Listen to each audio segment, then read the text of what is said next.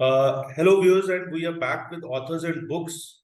In this latest episode, we have a very interesting book.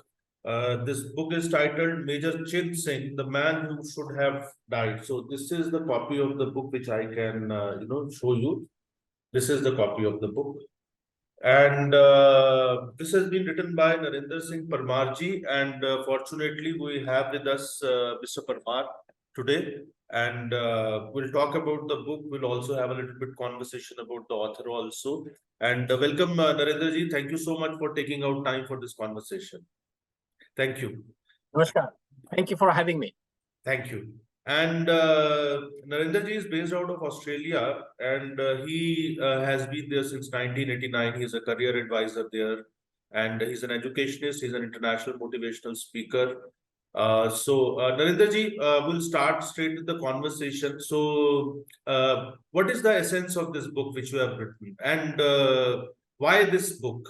Because your earlier book has been, on largely on the self-help kind of a thing, more for the motivating the people. But this is an altogether different genre. So, how come this book, and what is the essence of this book?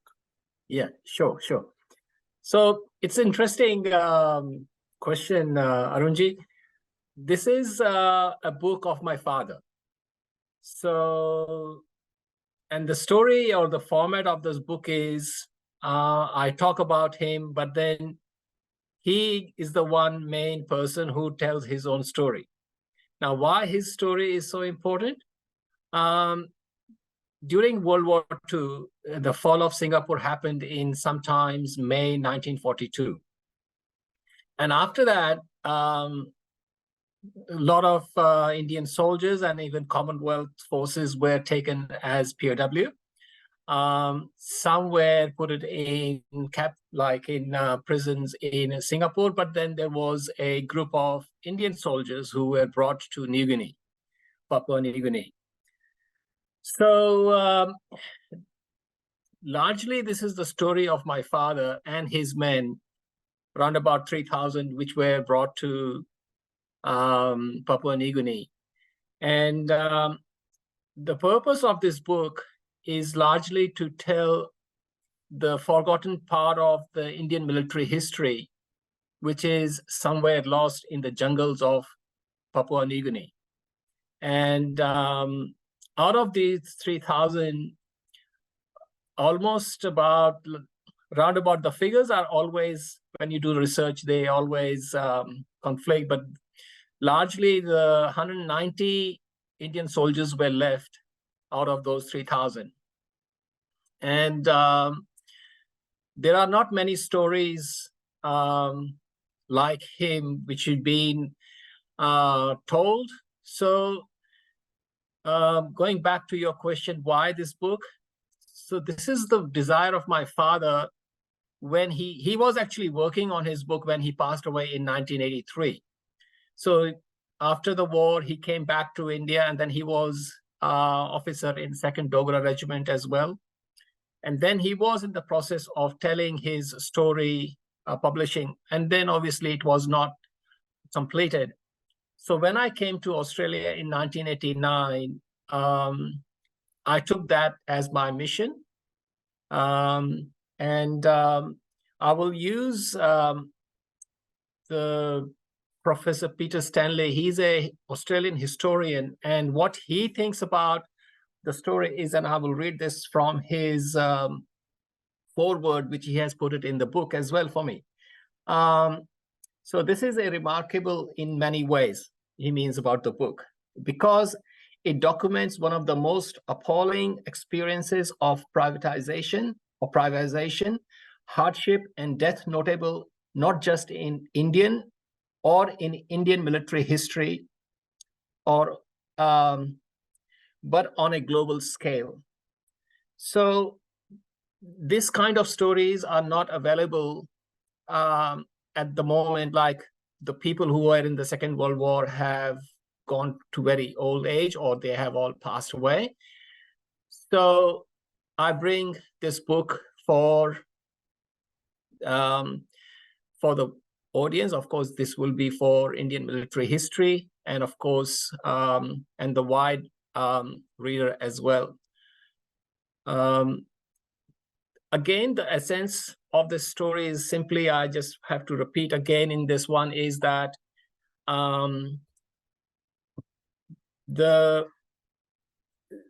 it's a true story. It is a survival story. It is full of resilience and courage, leadership, and the sense of duty. So these are the very core values which are embedded in our ethos of Indian military personnels. Whether it was Second World War, or it was Kargil, or 71 war, or 65 war, any war where Indian soldiers have participated in that action, these core values have been there very much. You can see those values there. So this is a story which probably is very untold story. Last year so the book was launched in 1921, which I launched here in Australia. But then I brought one last year. 2021. Say it again? You said the book was launched in 2021, right? Yes. Okay. Yeah, that was launched, like I had a published here in Australia. And then, but then I brought for an Indian edition, which was last year. And I was quite fortunate and honored as well to present this book to General V P Malik, who was former chief of the army. And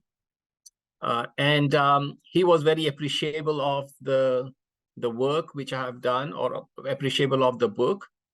My question to him was that his opinion, and he did say to me that, Narendra, this is something which missing stories of Indian military history which are to be told.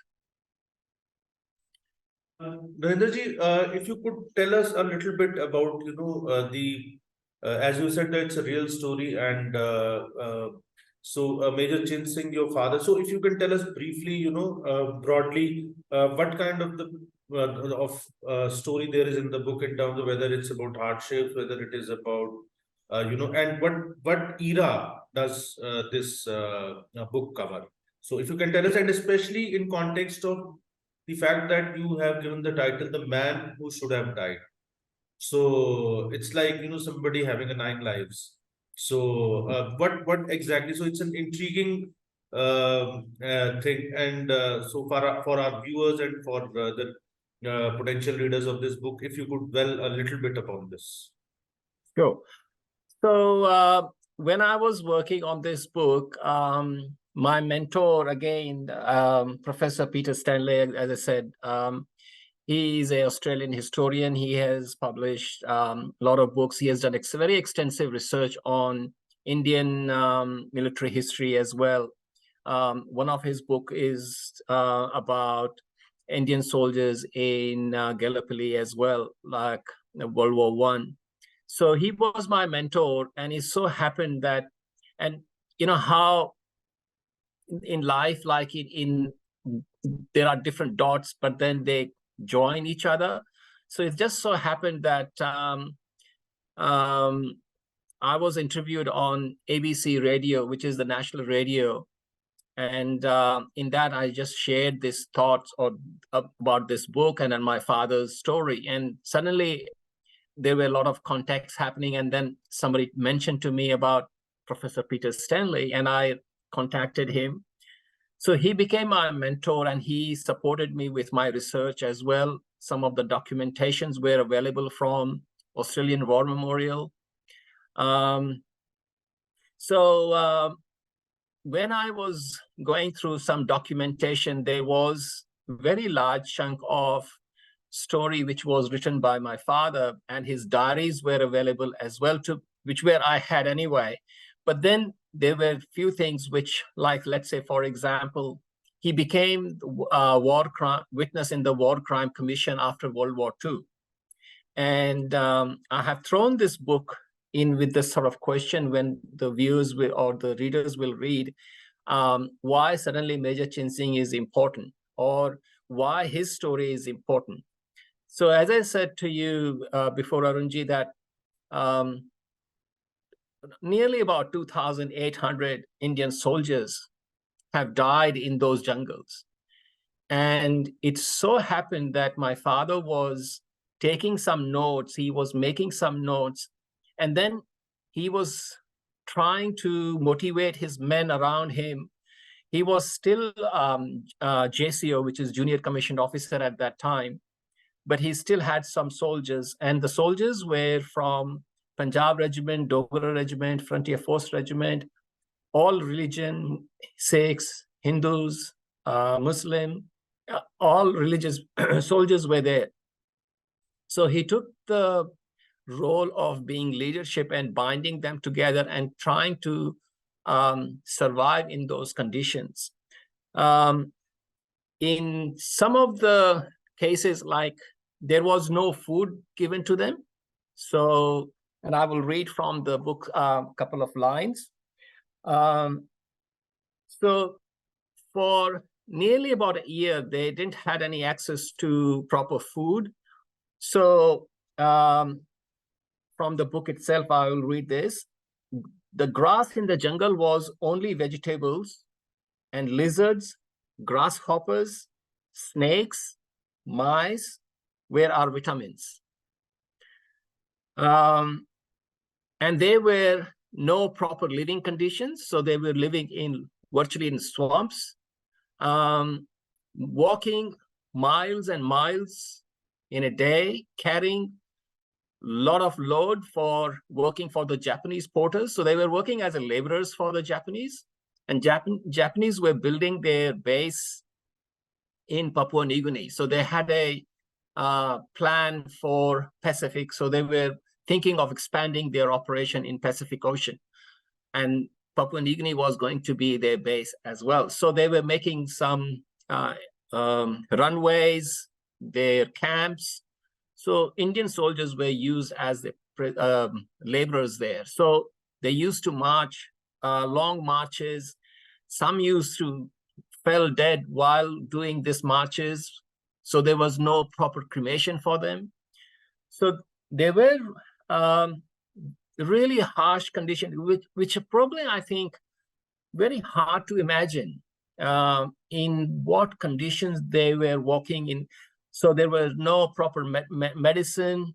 So it was just how to survive. And this story is all about the resilience and the survival in the harshest conditions. And when the Australian forces rescued them in 1945, in September, around about 15th of September 1945, my father, along with his party, they were about 11 who was rescued. Rest were also in different parties. So there were about 5 or 6 different parties of 500 men. So in K group, the people in his group, he along with the 10 left survived. So he had made some notes. So the Australian forces actually found that very handy when they ran the War Crime Commission. And my father was a very good communicator. So he was able to communicate with the Japanese as well as a survival strategies. So he was like a kid. When I see his diaries, he has written Japanese sentences in English. So he could not write Japanese, but he was able to understand a sentence and then write in English so that he was able to communicate with the Japanese soldiers. So the same thing happened where he was communicating all that information with the Australian forces. So he became a very, very powerful evidence against the Japanese when the War Crime Commission happened. So in this story, and why I was started with Peter Stanley. So when he was going through guiding me and all that, then I asked him, Peter, I asked him, Peter, what the name should be for the book. So he came up, like I had the name like Major Chint Singh Untold Story or something like that. But then he said, like, the way he survived, he should have died 3 or 4 times. And I won't give the last bit of it, because out of those 11 Indians who were survived in his party, he was the only one who survived. Rest died as well, even after the rescued by the Australian forces. How they died, I think if I tell you, the readers will lose the charm Yeah, of yeah. reading it. I think we should leave that little bit of this thing for readers to find out when to Yes. read the book. And what has been the response of Australian authorities? And you have mentioned an Australian connection, especially with Professor Stanley, as you said. Yeah. But as the Australian forces had rescued this your fathers and other POWs, so how do they look at this POW saga in Australia? Do they recognize it? And going ahead after this book, so how would you like the efforts of these Indian soldiers, the unsung heroes, to be Yeah, recognized? absolutely. See, I will go back, and I think the viewers will be able to comprehend this. When I went on to the national radio, it was Sunday, so that's a Sunday program. And at that time, I was teaching in a mining town very far from Sydney, called Broken Hill.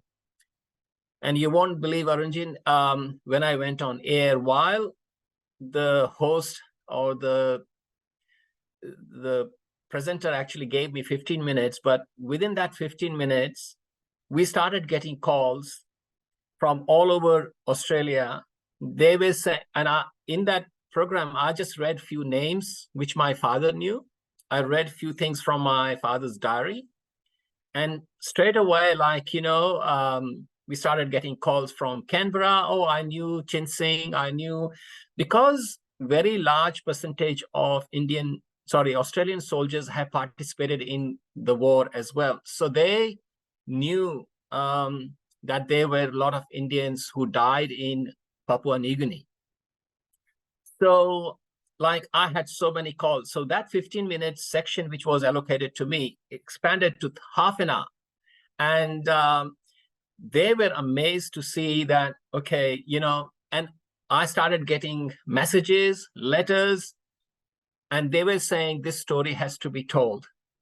Like, and yes, many Australians knew that there were some soldiers, but then not in detail. So Australians, I think you have to admire them, because they know the core values, again, which I have dedicated this book to the Australian Army as well.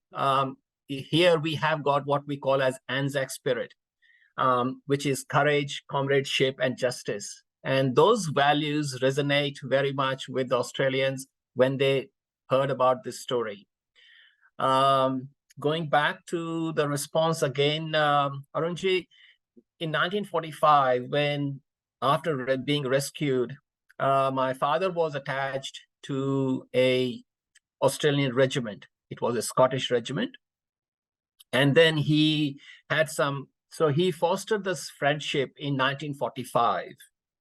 And then again, he was called for witness in 1946. And then in 1970, the Australian government invited my father to participate in 25th anniversary of Japanese surrender, which was commemorated in Papua New Guinea. And he was the only Indian who was invited. Obviously, he was so the Australian government actually tracked him. They located him where he is. And then there is a ex-serviceman league, like in India we have. In Australia, we call them as RSL, retired league, and the officers, all that. So this is called RSL. And then, so they invited him, in 1970. Again, to emphasize on that bond, in 1971, they decided, or RSL decided, to build a monument in Papua New Guinea along the Sepik River, which is the river which is in New Guinea, and that's the spot where my father and his men were rescued by the Australian forces. So the Australian government actually did the entire ceremony in 1971 to recognize these soldiers, and they built a small monument and they put a plaque as well. I've got the photograph of the plaque in the book as well. And I've got a lot of photographs from my father's album as well. So the viewers will be able to figure out exactly the bond between him and the Australian forces. Unfortunately, there was a river, the flood in that river, and it has been washed away. But again, you know, like he traveled across Australia in 1970. That bond and that recognition was again was demonstrated after I went onto the radios, you know, that program. I was you might have heard of Anzac Parade, which happens in Sydney on Anzac Day. And you can see the importance, how much the Australians have given to this. So the regiment with whom my father was attached in 1945, one of the officers contacted me and they said, Narendra, your father was part of our regiment, now you are the part of us. And they invited me, and I put my father's medals on the right side, and I was marching with these Australian soldiers on Anzac Day in Sydney. And you can imagine what an honor it was. I was very fortunate to have that. And it was largely because the value which Australians do give to this. Again, you know, I can narrate you so many stories on that, but the very essence of that is, like, I've been also invited a few times by RSL in Brisbane as a guest speaker to share about his story.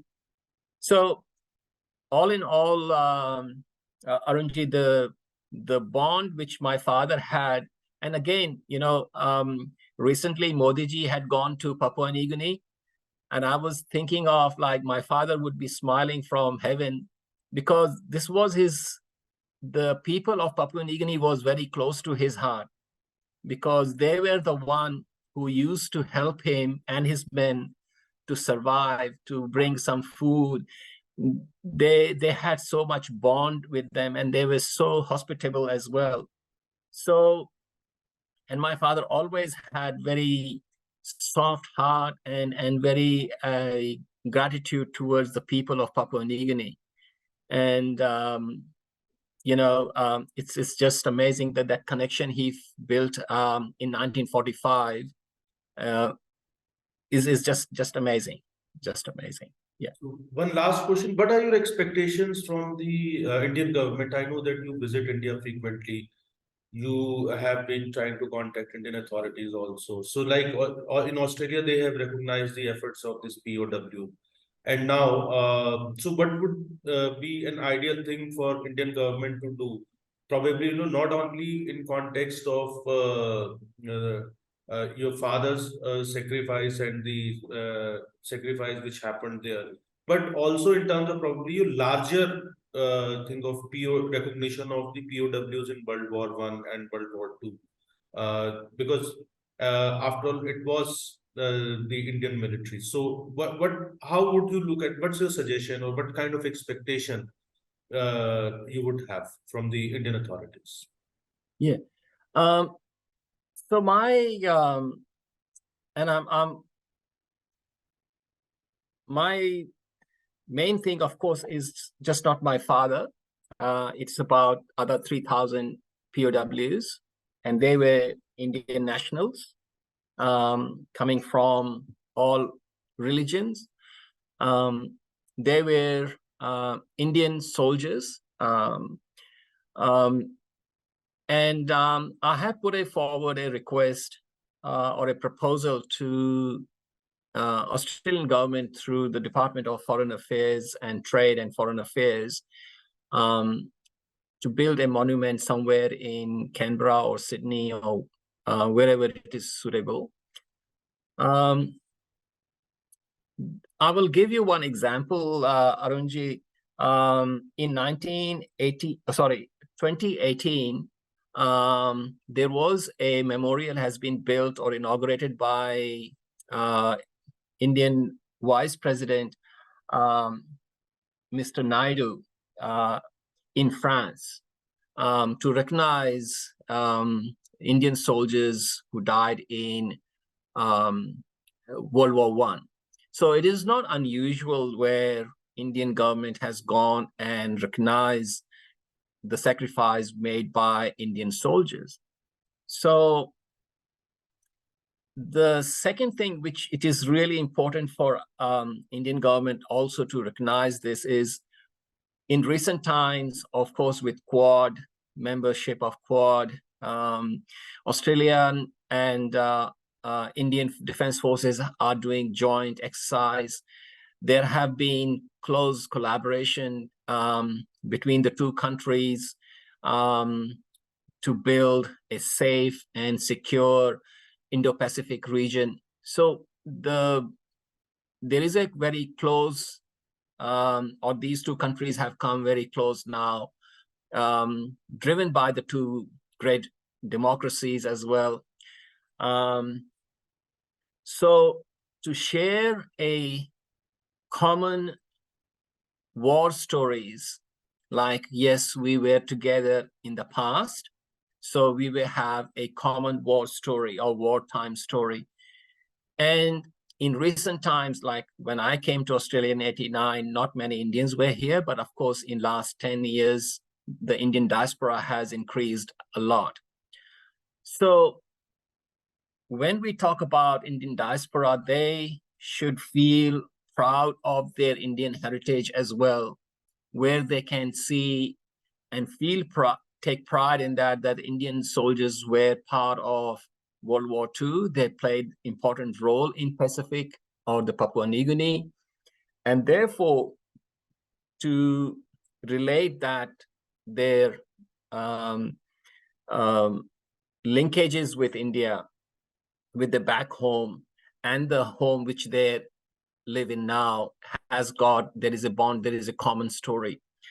So when we have a shared values, I think I would be expecting Indian government to do something or trigger some initiating about building some small monument. It doesn't take much time or effort into that or money into that. It's just that recognizing those who sacrificed their lives. And as I said, again, these are the soldiers whose story or their lives are being lost in the jungles of Papua New Guinea. They were Indians. They were Indian soldiers. They stood for the values which been for Indian Army, which is known for it. And that has to be recognized. That has to be recognized. They were like, even like, if you look at the sheer number of people, number of soldiers, it's nearly about 3,000. I know that in Papua New Guinea, in Port Moresby, and there are some other places, there are war cemeteries, and they have made, they have put their headstones marking for unknown Indian soldiers. But we can certainly do much more than in the modern times where, you know, how geopolitical scenarios are changing. It's a new world order. India is becoming a voice for South, where again, Papua New Guinea and the Pacific Ocean, where that's where we are emphasizing on.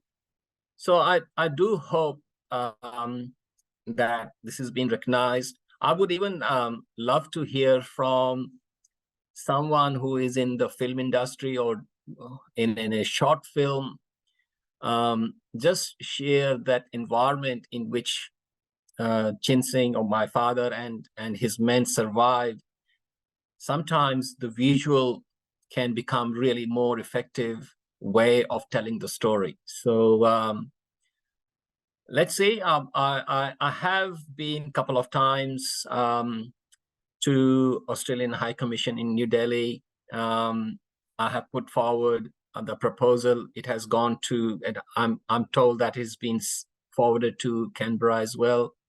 I will still keep working on it. I'm not sure what is the stage of that, but that's my end objective. So the world knows, the Indian diaspora knows, Australian people know about this untold story. So I'm sure, Narendraji, this book can act as a trigger for many more such stories to come out. Also, the Indian authorities to recognize it. And I would request our viewers that whoever reads this book, so you can comment on it in our comment box. You can also write to the concerned Indian authorities to do something more concrete about recognizing the efforts of the Indian military, which fought in First World War and Second World War, and especially the POWs, because they have been the unsung heroes. And Narendraji, we are looking forward to your next book also, and I'm sure this book can be turned out, because I have read the whole book, and it's a page turner. It can be made into a very good web series, or even into a proper film. So I'm sure my best wishes are with you on that. And with that note, I also want to thank you because you took you have spent so much of precious time with us. You have taken out time from your busy schedule, and we are looking forward to having many more such conversations with you. And for our viewers, I would like to request that if you like this video, please share it, subscribe to our channel. And if you want us to do an authors and books episode on any particular book or with any particular author, please do share your thoughts. And once again, thank you very much, Narendraji. Thank you. Thanks. Thank you. Just to close up, sorry to No, please. I have for every book I'm donating 10 rupees, 20 rupees to one of the NGOs which is based in New Delhi. It is called Veer Nari Shakti Resettlement Foundation. So viewers can order the book, and once when I get the total number, I donate 20 rupees for every book. So Arunji, thank you very much for having me, and I hope it was a good one for you or for the viewers as well. So thank you very much.